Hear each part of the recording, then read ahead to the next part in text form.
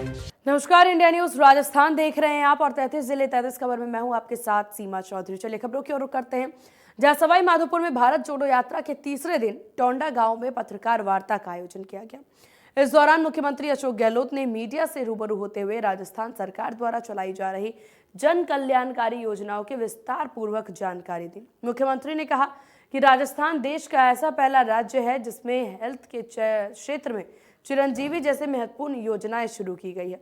वहीं मुख्यमंत्री ने केंद्र सरकार से राजस्थान की स्वास्थ्य योजना को देश भर में लागू करने की मांग की।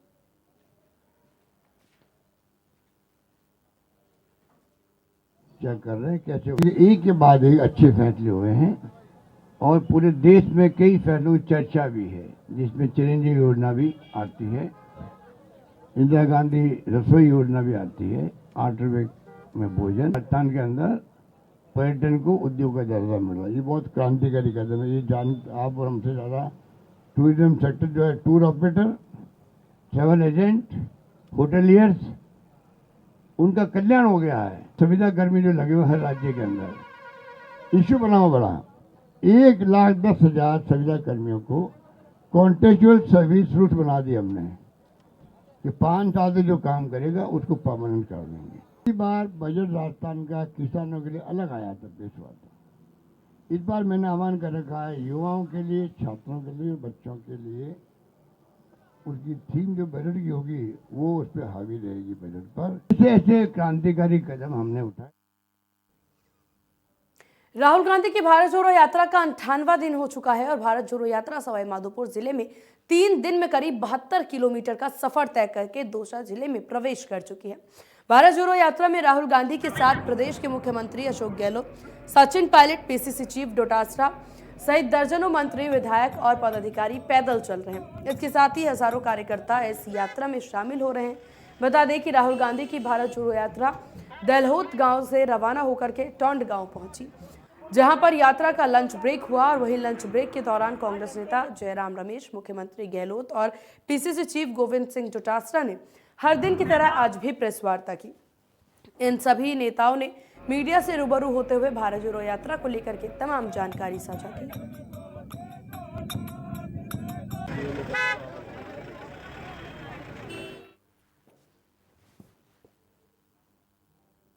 राजस्थान सफाई कर्मचारी आयोग के उपाध्यक्ष दीपक डंडोरिया 1 दिवसीय कोटा दौरे पर हैं और इस दौरान उन्होंने सर्किट हाउस में जन सुनवाई की और सफाई कर्मचारियों की समस्याओं को सुना। वहीं मीडिया से बातचीत करते हुए दीपक ने बताया कि सफाई कर्मचारियों की समस्या का समाधान किया जा रहा है। उन्होंने कहा कि सफाई कर्मचारियों को बेहतर सुविधा देने के लिए सरकार काफी संवेदनशील है।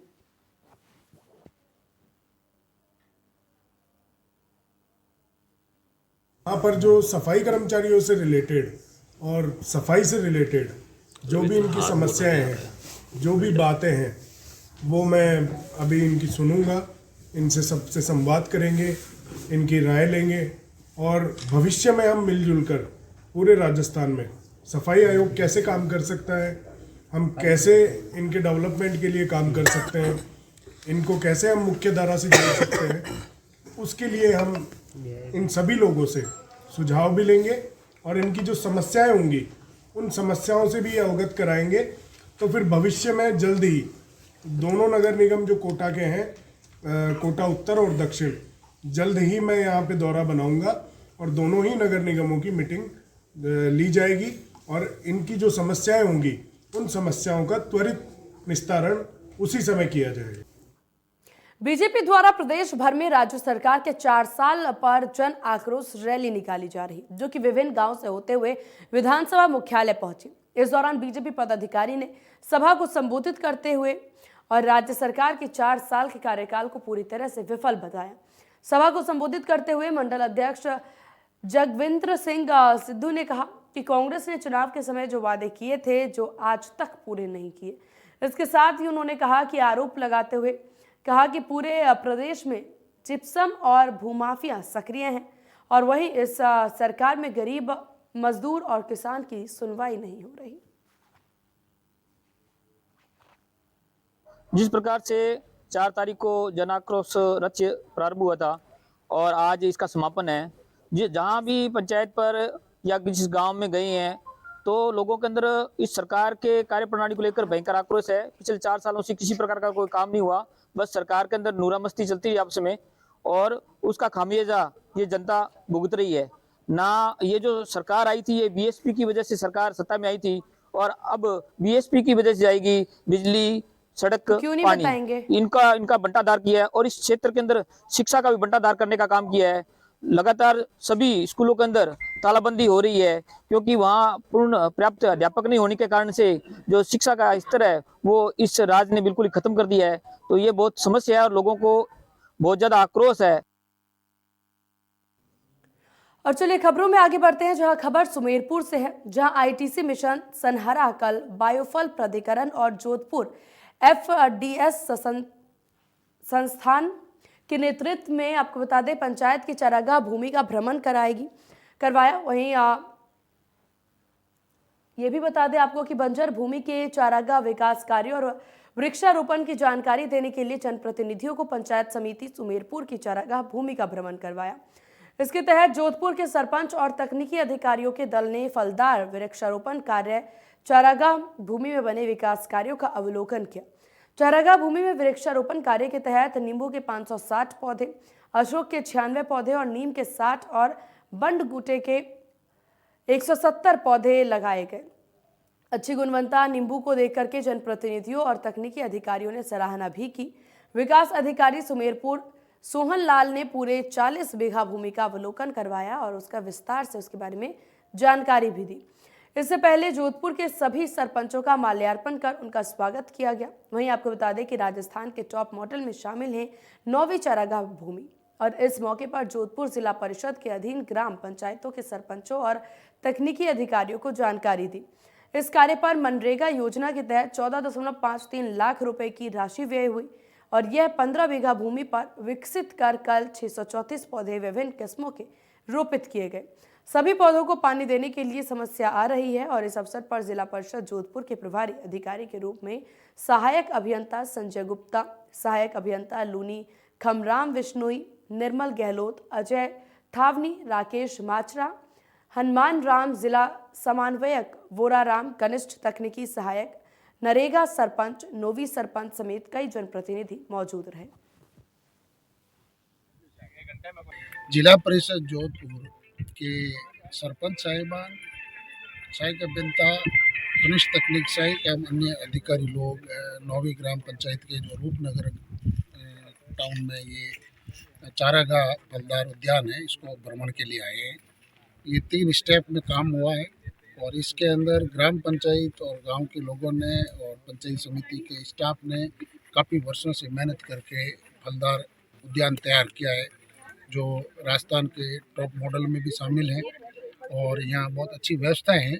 हाल फिलहाल जो कमी जो लगी पानी की समस्या है उसको पंचायत समिति स्तर से हम दूर कर देंगे, ताकि ये जो फलदार उद्यान है उसमें उत्तरोत्तर प्रगति। आपको नहीं, कमियाँ ज़्यादा कुछ नहीं है, लेकिन कुछ इनोवेशन जो जोधपुर से टीम में सहायक अभियंता वगैरह बता रहे हैं, वीडियो साहब वगैरह, इन्होंने कुछ नया इनोवेशन बताया है, उसके बारे में भी ग्राम पंचायत तैयारी करेगी। और सबसे बढ़िया है कि इसमें फल देख के जो टीम आई है उसको बहुत खुशी और हर्षित महसूस हुआ है। कुछ उन्होंने अच्छे सुझाव दिए हैं, उन सुझावों को उपयोग में लेते हुए हमें ग्राम पंचायत पूरा काम करेगी और हमें जो आज देखने को मिला है वो अकल्पनीय, असोचनीय और विश्वसनीय हो रहा है कि नरेगा साइट पर इस तरह की वर्किंग ग्राम पंचायत और पंचायत समिति सुमेरपुर की टीम द्वारा और बीडीओ साहब के नेतृत्व में, सोहन जी के नेतृत्व में जो कार्य हुआ है उत्कृष्ट है। इसके बारे में कोई भी टिप्पणी करना उचित नहीं है। हाँ, कुछ काम करता है तो प्रोसेस है, उस प्रोसेस में कुछ आज नए इनोवेशन बताए गए, जैसे इसके थावले में बजरी भरने का, जिससे इवोपेशन पानी का मिनिमम हो, और कुछ कटिंग करने का ग्राम पंचायत को बताया गया। हमारे साथ 2-3 अनुभवी एएन आए हैं, उन्होंने बताया, खम्मूराम जी ने और संजय जी गुप्ता ने, निर्मल जी ने, तो उससे काफ़ी इफेक्ट आया है और ये पंचायत ऐसा मानता है कि भाई इसमें उपयोग लेगी, इनके सुझावों को मानते हुए जिसका परिणाम आगे अपने को देखने को मिलेगा। हम सब लोग जिला परिषद जोधपुर से आए हैं, जिसमें सहायक अभियंता है, कनिष्ठ अभियंता है, महात्मा गांधी नरेगा में लगे हुए जेटीए हैं और सरपंच है कुछ लोग। हमने यहाँ पे महात्मा गांधी नरेगा में प्लांटेशन का इतना बढ़िया काम देखा कि यहाँ इसका इन्होंने फलदार पौधा का एक बहुत अच्छा बगीचा डेवलप कर लिया है। ये अपने आप में एक उदाहरण है और इससे हम बहुत कुछ सीखे हैं और हम हमारे ज़िले में भी ऐसे प्रयोग। और चलिए खबरों में आगे बढ़ते हैं, जहां प्रदेश में घूसखोरों के खिलाफ एसीबी लगातार एक्शन मोड पर है और लगातार कार्रवाई कर रही है। इसी कड़ी में बुधवार को एसीबी की टीम ने 3 अलग अलग जगहों पर कार्रवाई और घूसखोरों पर शिकंजा कसा। हम आपको ये 3 तस्वीरें दिखा रहे हैं, जयपुर, भीलवाड़ा और राजसमंद से ये तीनों तस्वीरें। आपको बता दें, जयपुर के मौजमाबाद में एसीबी ने कार्रवाई की और पटवारी को 10,000 रुपए की रिश्वत लेते गिरफ्तार किया। घूसखोरों ने रेवेन्यू रिकॉर्ड में शुद्धिकरण करने के एवज में रिश्वत मांगी थी। वहीं भीलवाड़ा के गुलाबपुरा में एसीबी ने कार्रवाई करते हुए वीडियो हरिशंकर को 24,000 रुपए की घूस लेते ट्रैप किया और मौके से एक अन्य व्यक्ति को भी गिरफ्तार किया। आखिरी तस्वीर राजसमंद से है, जहां एसीबी ने घूस लेते हेड कांस्टेबल दाऊराम को 20,000 रुपए की रिश्वत लेते अरेस्ट किया है और एक दलाल को भी गिरफ्तार किया है। तीनों तस्वीरें आपकी टीवी स्क्रीन पर।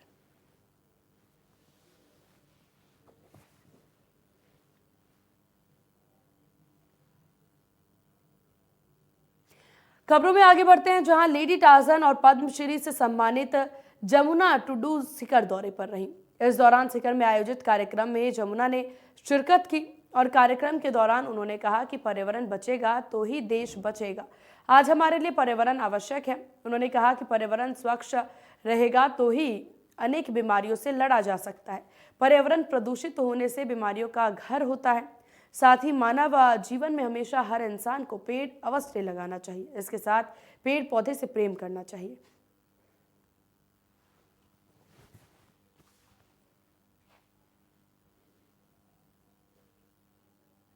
देखिए, मैं झारखंड में जैसे काम किए हैं ना, इसी तरह मैं यहाँ पर भी काम करना चाहती हूँ, क्योंकि कहीं भी अगर कोई नेतृत्व करने वाला नहीं रहेंगे तो ना जंगल बचेगा ना हमारा देश बचेगा। तो इसीलिए नेतृत्व करने वाला को बहुत ज़रूरी है। तो आज इसीलिए मैंने मनीष भाई को प्रदेश अध्यक्ष के पर्यावरण के लिए प्रदेश अध्यक्ष मैंने चयन किए हैं, इसको मनोनीत किए हैं और आज से लेकर मनीष भाई ने पर्यावरण के क्षेत्र में बहुत अच्छा तरीके से काम करेंगे, मेरा विश्वास है।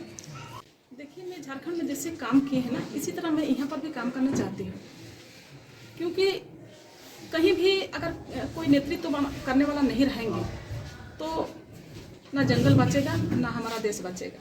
तो इसीलिए नेतृत्व करने वाला को बहुत ज़रूरी है। तो आज इसीलिए मैंने मनीष भाई को प्रदेश अध्यक्ष के पर्यावरण के लिए।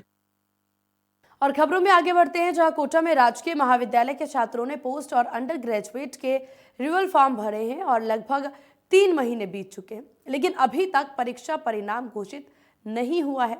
इससे नाराज छात्रों ने कॉलेज गेट के सामने जोरदार धरना दिया और यूनिवर्सिटी प्रशासन के खिलाफ जमकर नारेबाजी की। इस दौरान छात्रों ने जल्द परिणाम घोषित करने की भी मांग उठाई। पूरे मामले को लेकर के छात्र संघ अध्यक्ष आशीष मीणा ने बताया कि परीक्षा परिणाम जारी नहीं होने से छात्रों को काफी परेशानी का सामना करना पड़ रहा है और इसी बीच पूरक परीक्षा के फॉर्म भी प्रशासन ने जारी कर दिए, लेकिन रिवेल का परिणाम जारी होने से पूरक के फार्मा स्टूडेंट्स नहीं, जो फॉर्म है वो स्टूडेंट्स नहीं भर पा रहे हैं और इस कारण कई छात्रों का भविष्य अंधकार में दिखाई देने लगा है।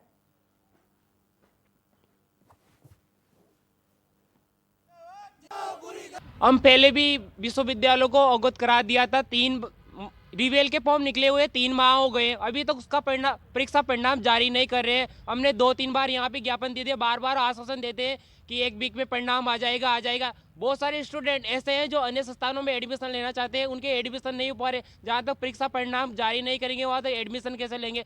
दूसरी बात, हम सप्लीमेंट्री की इन्होंने परीक्षा फॉर्म निकाल दिए हैं और उसके पहले रिवेल का परिणाम भी जारी नहीं किया है और जो डेट दी थी वो बहुत कम दी है। इन्होंने 5 दिन डेट दी थी और लास्ट डेट भी निकल चुकी है और बहुत सारे स्टूडेंट असमंजस की स्थिति में कि वो रिवेल का फॉर्म डाले या नहीं डाले, क्योंकि रिवेल का फॉर्म उन्होंने डाल दिया है। यदि कोई स्टूडेंट फेल था और वो रिवेल में पास हो जाता है या उसकी सप्लीमेंट्री आ जाती है, क्योंकि डेट निकल चुकी है। और हमारे इनसे यही निवेदन है कि रिवेल का परिणाम जल्द से जल्द जारी किया जाए।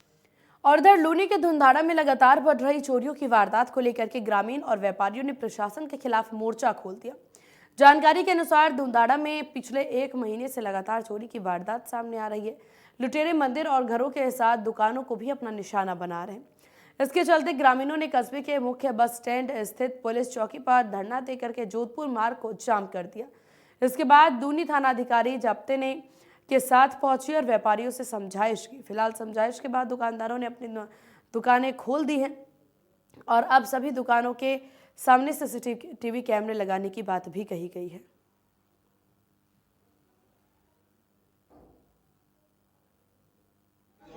धुंधाड़ा के व्यापारियों ने जो चोरी की घटना है उनको देखते हुए सांकेतिक तौर पे आज बंद किया था, जाके समझाइश की, संवाद किया उनसे। तो सभी व्यापारिक एसोसिएशन ने अपनी अपनी दुकान प्रतिष्ठान पे कैमरा लगाने का स्वीकार किया। जैन समाज द्वारा भी 10 कैमरे लगाने की घोषणा की गई और अभी हाल ही में पिछले 15 दिनों में धुंधाड़ा में के 3 अलग अलग प्रकरणों में 3 चोर नकबजनों को गिरफ्तार करके जीसी करवाया गया है। सतत गश्त निगरानी जारी है और अन्य जो संदिग्ध हैं उनकी पहचान कर और जल्द से जल्द शीघ्र कर। और चलिए खबरों में आगे बढ़ते हैं, जहां बारां के झाबड़ा में किसान आंदोलन को लेकर के किसान नेता धर्म धाकड़ ने पत्रकारों से बात की और इस दौरान धर्मा धाकड़ ने कहा कि अपना हक और अधिकार को लेकर के मरते दम तक करो या मरो, यही एकमात्र विकल्प है। इसके साथ ही किसान नेता धाकड़ ने गांव-गांव ढानी ढानी ग्राम रक्षक दल का गठन कर विधानसभा को भ्रष्टाचार मुक्त बनाने का दावा किया। उन्होंने कहा कि अगर सरकार का यही रवैया रहा तो किसानों के बेटों को विधानसभा में भेजने को लेकर के तैयारी की जाएगी। इसके साथ ही उन्होंने सरकार को चेतावनी देते हुए कहा कि सरकार बीमा क्लेम और फसल मुआवजा समेत अन्य मांगों का शीघ्र निस्तारण करे, अन्यथा परिणाम भुगतने के लिए तैयार रहे।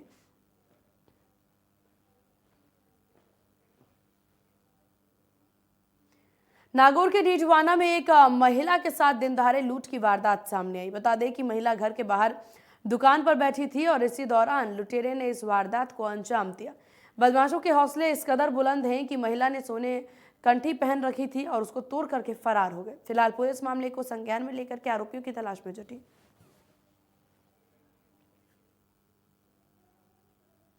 झालावाड़ के डंग में पुलिस टीम ने बड़ी कार्रवाई करते हुए नाबालिग पुत्री के साथ दुष्कर्म करने वाले सौतेले पिता को गिरफ्तार कर लिया है। वहीं डीएसपी प्रेम कुमार ने बताया कि 11 दिसंबर को नाबालिग ने अपने रिश्तेदारों के साथ आकर के बताया था कि उसके सौतेले पिता ने उसके साथ 3 से 4 बार दुष्कर्म किया। इसके बाद पुलिस ने उक्त प्रकरण में पोक्सो एक्ट समेत अन्य धाराओं में मामला दर्ज कर लिया है और वही गिरफ्तार भी कर लिया। आपको बता दें कि गिरफ्तार आरोपी क्षेत्र का पुराना हिस्ट्री सीटर है, जिसके ऊपर कई अन्य प्रकरण भी दर्ज है।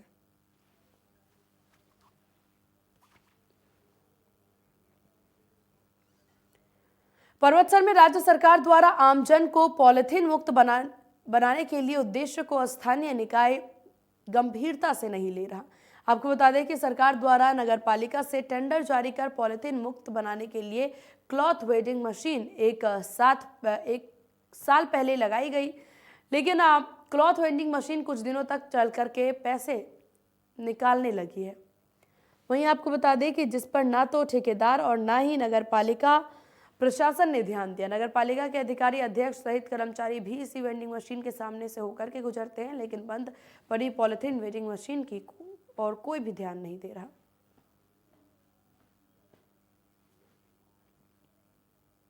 भरतपुर के नगर में स्थित कृषि उपज मंडी में 40 लाख की चोरी का मामला सामने आया। मामले की खबर मिलते ही विधायक वाजिब अली मौके पर पहुंचे और घटना की जानकारी ली। इसके साथ ही व्यापारियों को हर मदद का आश्वासन दिया गया। वहीं पूर्व विधायक अनीता सिंह गुज्जर ने भी व्यापारियों का समर्थन किया और व्यापारियों को गिरफ्तार करने की मांग की।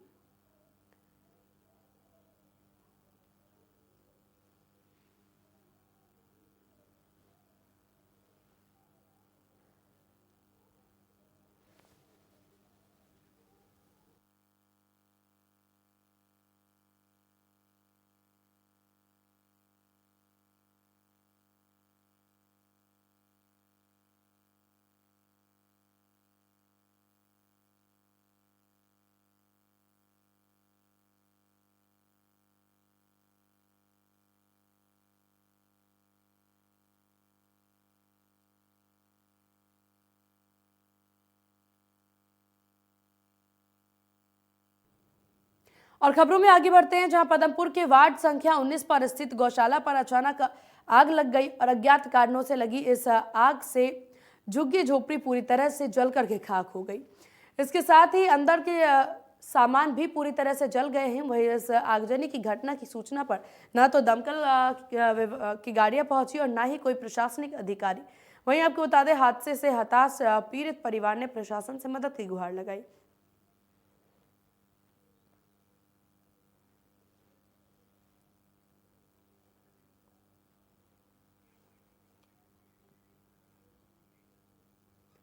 सवाई माधोपुर जिला मुख्यालय के लालसोट कोटा मेगा हाईवे स्थित खेरदा पुलिया पर चलती कार में आग लग गई। देखते ही देखते कार आग के गोले में तब्दील हो गई। गनीमत रही कि इस हादसे में किसी भी तरह की कोई जान के नुकसान नहीं हुआ और कार में आग लगने की सूचना के साथ ही सवाई माधोपुर नगर परिषद की वहीं आपको बता दें दमकल की गाड़ी जो है वो मौके पर पहुंची और आग पर काबू पाया गया।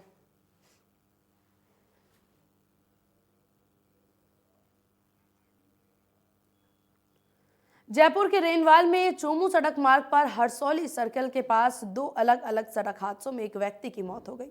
वहीं एक युवक गंभीर रूप से घायल हो गया। सूचना पर पुलिस टीम मौके पर पहुंची और घायल युवक को रेनवाल सीएचसी में भर्ती करवाया गया। वहीं मृतक के शव को पोस्टमार्टम के लिए भेज दिया गया है। फिलहाल पुलिस मामले की जांच कर रही है।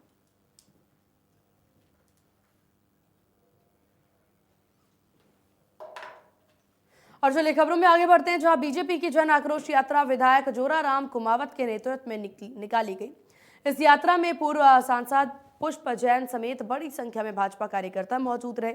यह यात्रा विधानसभा क्षेत्र के पुमावा, खिवांदी, रोजडा, नेत्रा होते हुए तमाम जगहों से गुजरी। वहीं आपको बता दें कि यात्रा के दौरान कार्यकर्ता और ग्रामीणों को संबोधित करते हुए पूर्व सांसद पुष्प जैन ने कहा कि कांग्रेस सरकार ने जो वादे चुनाव घोषणा पत्र में किए थे उन वादों पर कांग्रेस सरकार खरी नहीं उतर रही है। इस कारण आने वाले चुनाव में जनता कांग्रेस सरकार को उखाड़ करके फेंक देगी। उन्होंने कहा कि यह सरकार युवाओं को रोजगार समेत अन्य कई मुद्दे पर फेल नजर आ रही है। इसके साथ ही इस सरकार में कानून व्यवस्था पूरी तरह से बिगड़ चुकी है। आए दिन लूट, हत्या, महिलाओं पर अत्याचार की घटना बढ़ती ही जा रही है। और इन्हीं खबरों के साथ इस बुलेटिन में बस इतना ही। बने रहिए इंडिया न्यूज राजस्थान के साथ। नमस्कार।